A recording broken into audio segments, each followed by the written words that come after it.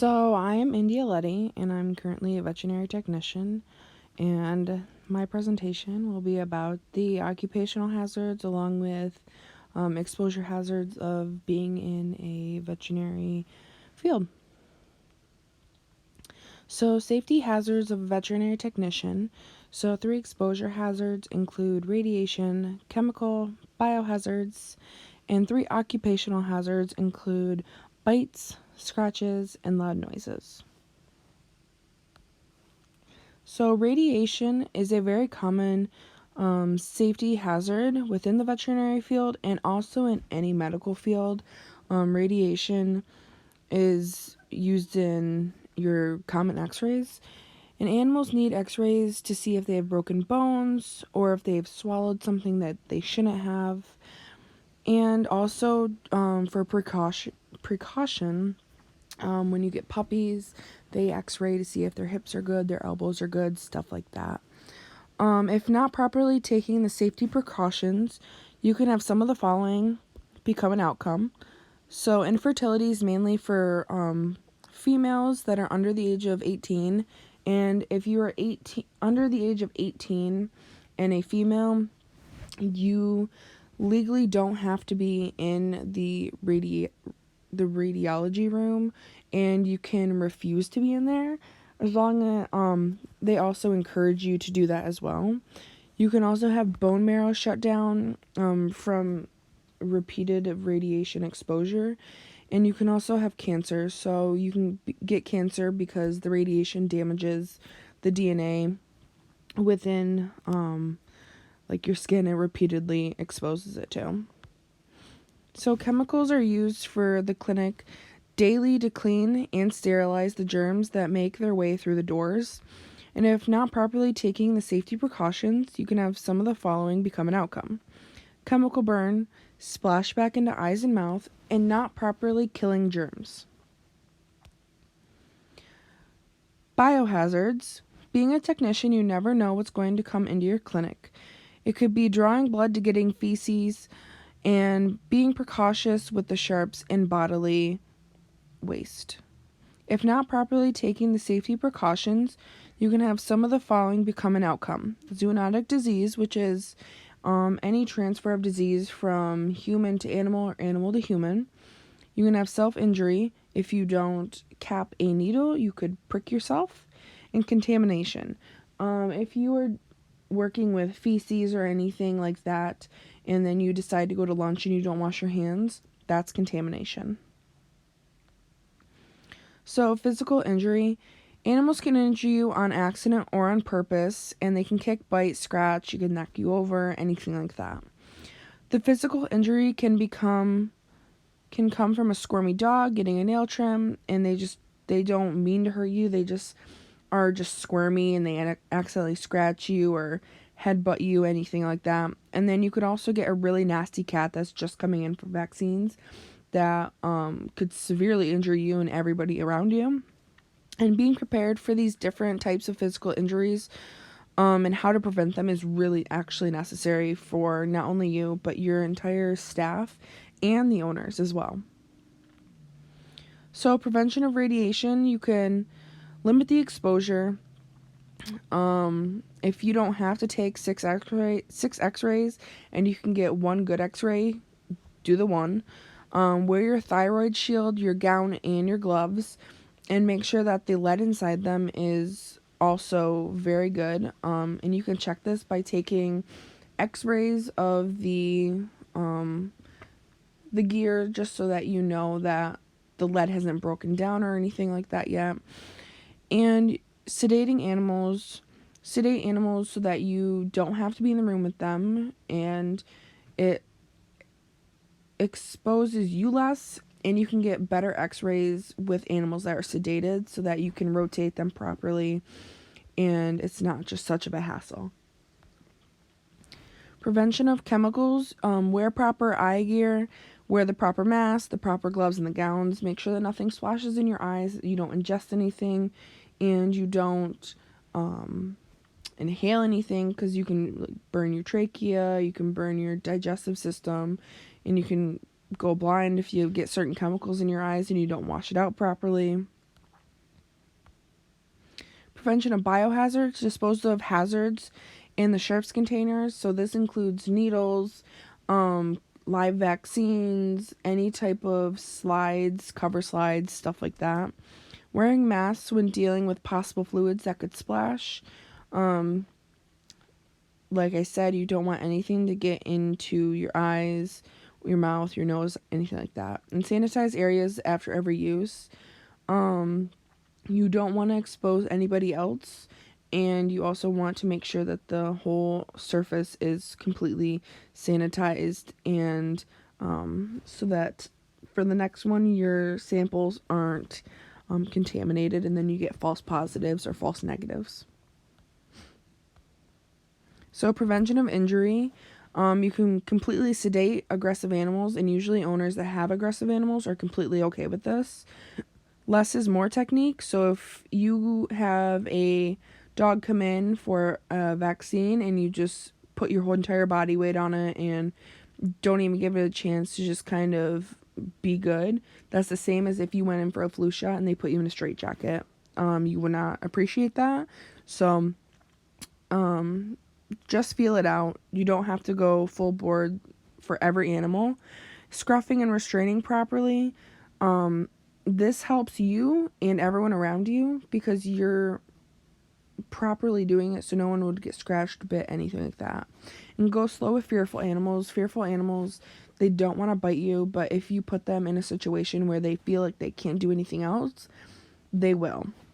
And this next video is how to deal with a very aggressive cat, because sometimes you can't scruff them and it's very difficult to deal with cats like this. Angry cat. This is Max, and he's been vomiting and losing weight, and so he's here today so we can examine him and draw some blood. He has been fired from other veterinary hospitals, and so we know that he has a history of being angry. He's in here kind of growling at us and preparing for the worst. So we are getting set up. Since I know he's angry, we're just going to assume that we're going to need some pretty heavy restraint on him. So I've got a cat muzzle out. In my opinion, this is the best invention for cat restraint ever. It's really hard, plastic, kind of patenty, and it goes over his face is going to go in here, and we tighten it down behind his ears, but he can still open his mouth. He can scream, he can hiss, he can breathe unobstructed, which I think is the problem with other cat muzzles. When they can't open their mouth, they feel like they can't breathe. That becomes a real problem. So goal number one is going to be to try and get this on his face. I also have a big blanket. This is not a cat that a towel is going to help with, so we've got a big thick blanket. Sarah is going to help me, so there's going to be two of us working on him, and the goal is just going to be to be as efficient as possible. I have everything ready. I have a thermometer, I have a scale, everything I'm going to need to draw blood work. We don't want to anger him and then have to shuffle around and find our supplies. Also kind of on board with the doctor, so she knows exactly the order that we're going to do things. She's got a plan in her head. We don't want to get this angry cat out, do a bunch of stuff, put him back, and then have the doctor come back 5 minutes later. Oh, by the way, do you mind doing this? So just make sure there's a lot of communication when you have an angry animal so that you can get everything done, get him put away and on his way. It's a carrier that opens from the top, but I am going to just take the carrier apart. This is kind of a small hole for us to get our hands in and drag him out of, so I'd rather just, we'll kind of pop all these, and then when we're ready, we'll take the top off, get the blanket on him, and pull him out. I'm not a big fan of dumping cats out the front, just in case he bolts and we lose him. That's not a good situation. You don't ever want to have to pull a cat out from under cupboards or, under a shelf or under a cage or anything like that. Certainly escaping out the front door, running into some dogs, all bad news. So we want this to be as controlled as possible. Oh no, something's up, buddy. Okay. All right. Wants to go hide in there. Okay.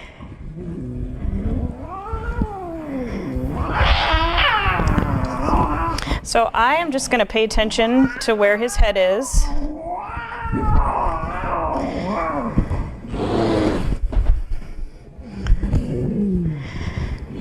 So I've got my hand just kind of around his neck to control his head.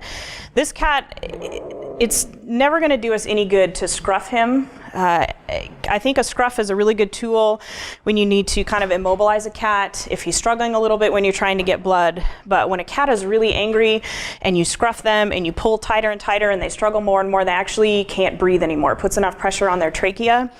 So when I have a really angry cat, I don't scruff at all. I'm just gonna kind of pin his head down. So I know his head is right here.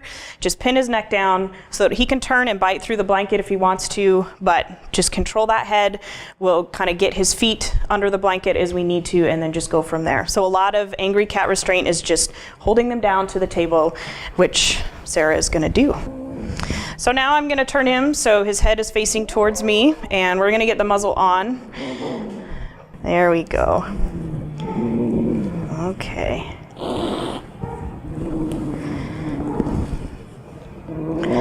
So just kind of feed his head in there. Make sure the straps get behind his ears.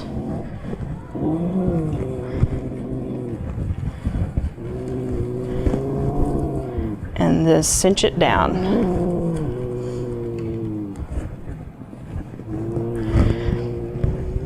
It's not impossible for him to get this muzzle off. If he gets his back legs up there, he can certainly flip it off over his head. But now I know that his teeth are covered and he still has a lot of room to breathe in there. He's still growling. Oftentimes just getting things dark is gonna help him. He's not gonna, be able to see us moving around and, anticipate movements toward him. So we'll just kind of leave him in the dark, and next we'll get a weight. Max.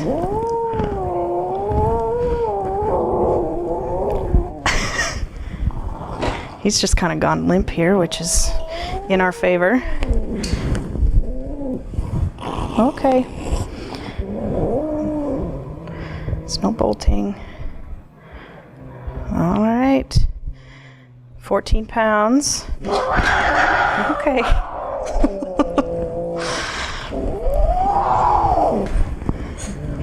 All right. Now that he has a correct weight, if we do get in trouble and we need to move to sedation, we've got that important piece of information and we can just move right to it. So Sarah's got his front half. I just have some hands on his back feet. These cats can do some really good damage with back claws when they're done. He gave those. His teeth are out, so she's going to be careful with that. If he's struggling and I'm close to losing his back legs, if Sarah's restraining him for something and she's about to lose control of him, just let everybody know. You've got to yell it and say, I'm losing it, so whoever is close to his face can step back.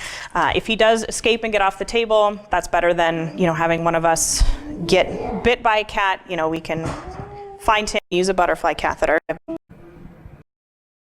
here, and we'll use an entire queen's bed worth of laundry to get him picked up.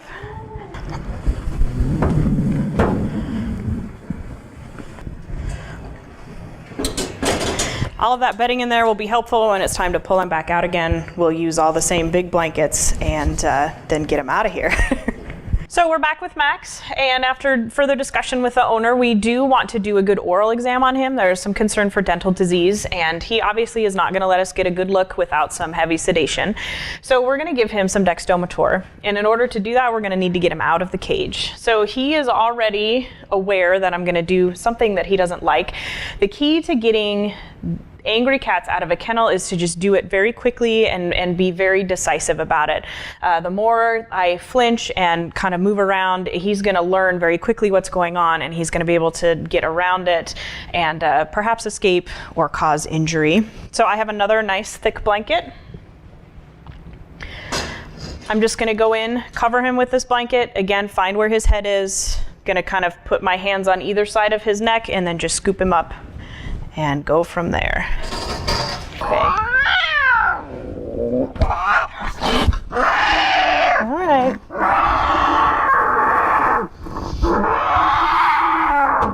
Okay.